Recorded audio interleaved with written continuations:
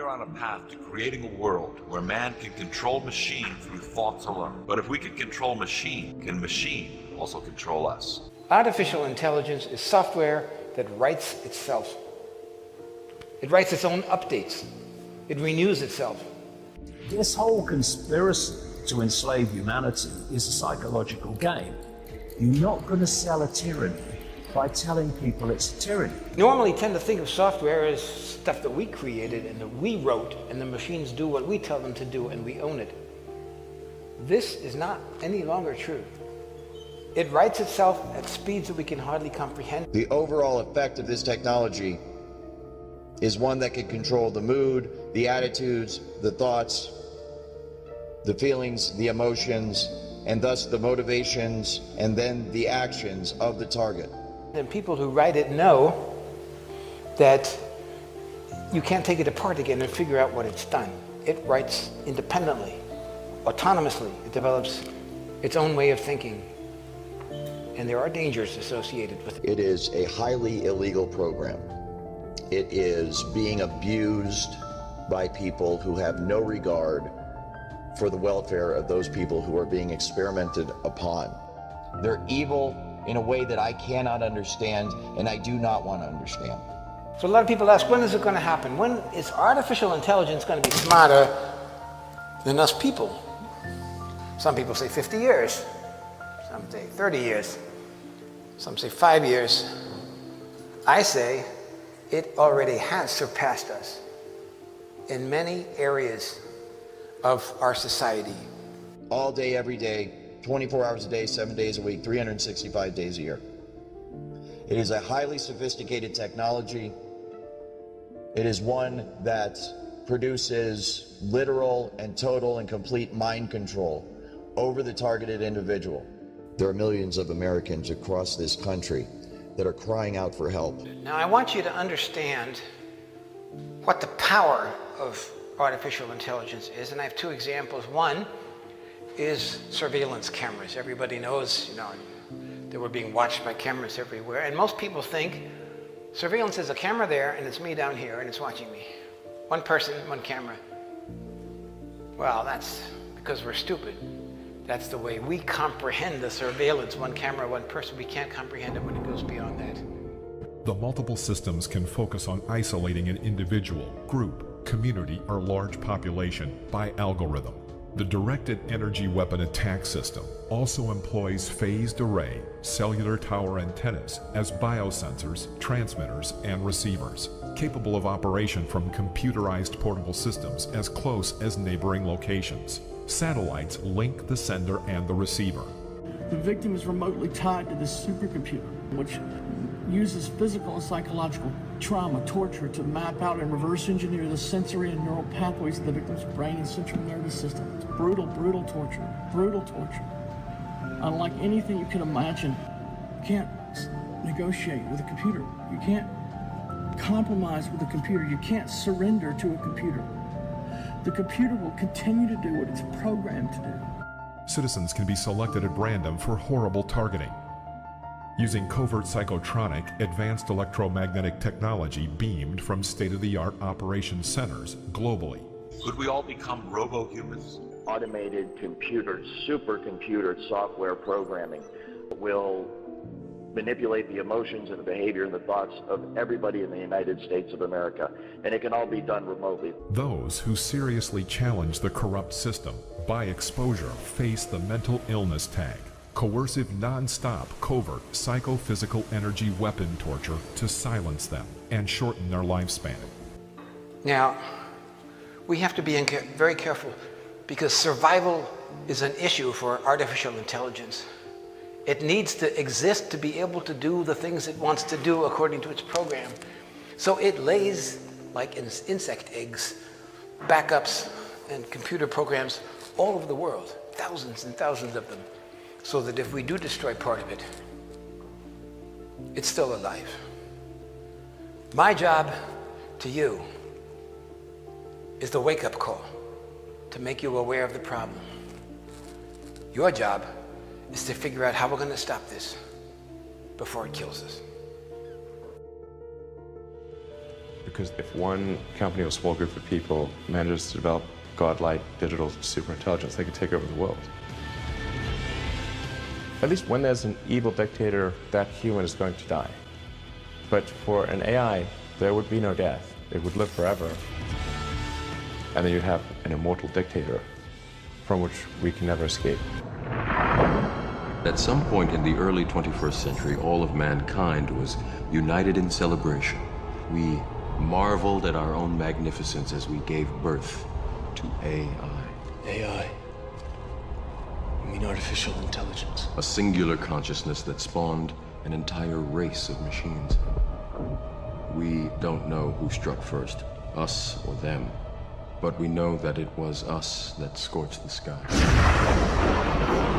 The robots going down the streets, they're like, what are you talking about? Man, we want to make sure we don't have killer robots going down the street. Once they're going down the street, it is too late. Google acquired DeepMind several years ago. DeepMind operates as a semi-independent subsidiary of Google. The thing that makes DeepMind unique is that DeepMind is absolutely focused on creating digital superintelligence, an AI that is vastly smarter than any human on Earth and ultimately smarter than all humans on Earth combined. This is from the DeepMind reinforcement learning system. Basically wakes up like a newborn baby and is shown the screen of an Atari video game and then has to learn to play the video game. It knows nothing about objects, about motion, about time. It only knows that there's an image on the screen and there's a score. So if your baby woke up the day it was born and by late afternoon was playing 40 different Atari video games at a superhuman level, you would be terrified. You would say, my baby is possessed, send it back. I mean, the DeepMind system can win at any game. It can already beat all the original Atari games. It is superhuman. It plays the games at super speed in less than a minute.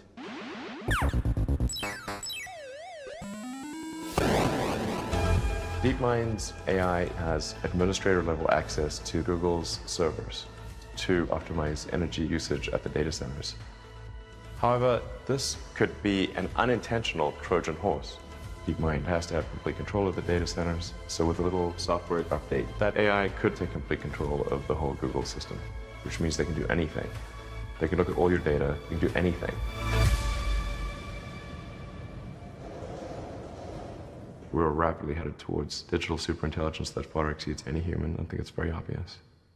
Talk about your time allocation. I think one of the things you spend an awful lot of time thinking about, I know, is artificial intelligence. It's something that you and I have as a shared interest, and it's something that our audience is interested in as well.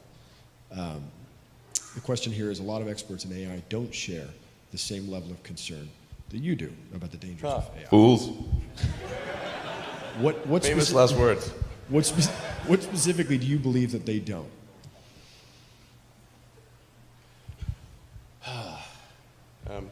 Well, the biggest issue I see with so-called AI experts is that they think they know more than they do.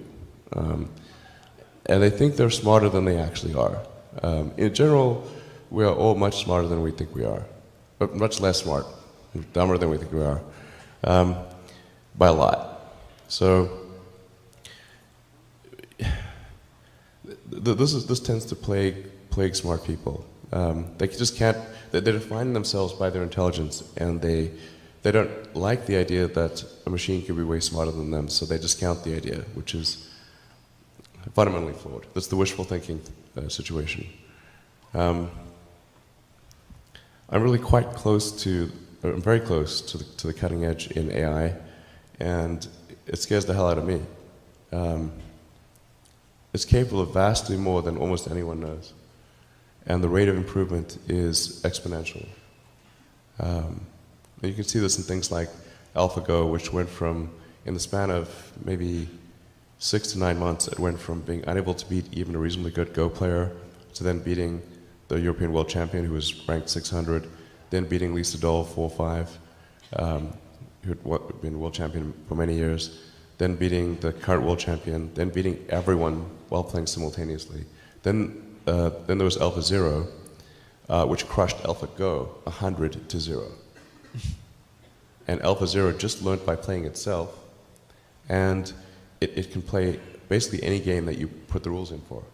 Whatever rules you give it, it literally read the rules, play the game, and be superhuman for any game. Nobody expected that rate of improvement. If you ask those same experts who think AI is not progressing at the rate that I'm saying, I think you will find that their predictions for things like Go and other AI advancements have their batting average is quite weak. It's not good. We'll see this also with self-driving. I think probably by end of next year, self-driving will encompass essentially all modes of driving and be at least 100 to 200% safer than a person by the end of next year. We're talking like maybe 18 months from now. NHTSA did a study on Tesla's Autopilot version 1, which is relatively primitive, and found that it was a 45% reduction in highway accidents.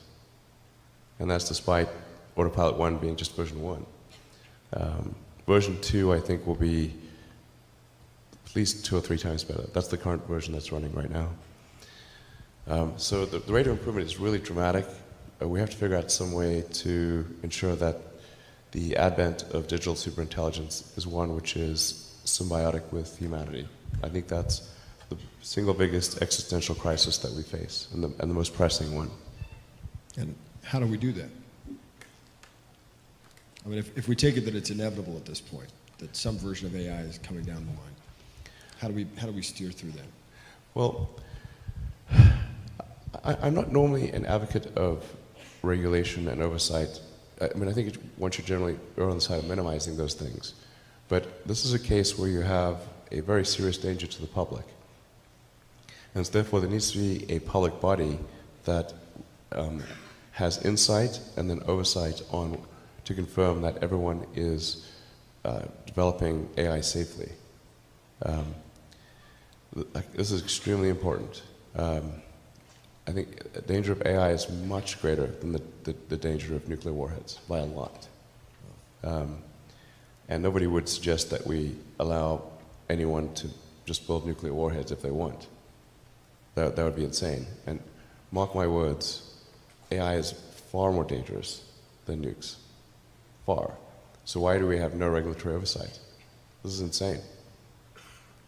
Well, it's a question you've been asking for a long time. I think it's a question that's come to the forefront over the last year, where you begin to realize that it doesn't necessarily, I think if we've all been focused in on the idea of artificial superintelligence, right? Which is clearly a danger, but maybe, a little further out. What's happened over the last year is you've seen what I've been calling artificial stupidity. You're talking about, algorithmic manipulation of social media. Like we're in it now. It's starting to happen. How do we, what's the intervention at this point? I'm not really all that worried about the short-term stuff. Things that are, like narrow AI is not a species-level risk. It will result in dislocation, in lost jobs, and sort of better weaponry and that kind of thing. But it is not a fundamental species-level risk, whereas digital superintelligence is.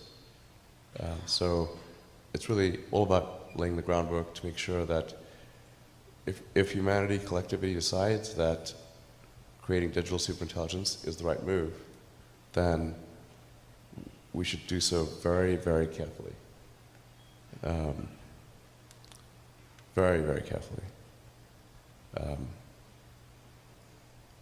This is the most important thing that we could possibly do. And that AI risk is that, I guess there's sort of a benign AI, and that we're able to achieve a symbiosis with that AI. Ideally, the AI, there's somebody who, I can't remember his name, but had a good suggestion for what the optimization of the AI should be. What's its utility function? You have to be careful about this because if you say maximize happiness, and the AI concludes that happiness is a function of dopamine and serotonin, so it captures all humans and jacks your brain with large amounts of dopamine and serotonin. Like, okay, it's not what we meant. It sounds pretty good, though. Oh, you'll love it. Well, I like the definition of like, the AI should try to maximize the freedom of action of humanity. Maximize the freedom of action. Maximize freedom, essentially. I like that definition. But we do want a close coupling between collective human intelligence and digital intelligence. Neuralink is trying to help in that regard by creating an interface between, a high bandwidth interface between AI and human brain. We're already a cyborg in the sense that your phone and your computer are kind of an extension of you. Just low bandwidth input output. Right? Exactly, it's just low bandwidth, particularly output. I mean, 2 thumbs basically. So how do we solve that problem? The bandwidth thing? The bandwidth issue. I mean, we've all succumbed to it now. We're all cyborgs. We're just low efficiency cyborgs. So how do we make it better? I think we've got to build an interface. Like we didn't evolve to have a communications jack, or some. So there's got to be essentially vast numbers of tiny electrodes that are able to read write from your brain. Of course, security is pretty important in this situation, to say the least. I was going to say, I'm not coming with. I'm keeping my brain air-gapped. Yeah. Well, I think a lot of people will choose to do that. But it's a bit like Ian Banks' neural lace. Mm-hmm. But in the case of neural lace, it's sort of that's there from when you're born, or it's more of a backup. Sorry? It's a backup. Yeah, kind of a backup.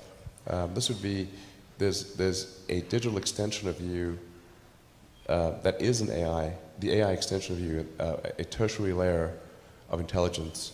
So you've got your limbic system, your cortex, and the tertiary layer, which is the digital AI extension of you. And that high bandwidth connection is what achieves a tight symbiosis. I think that's the best outcome. I hope so. If anybody's got better ideas, I'd love to hear it.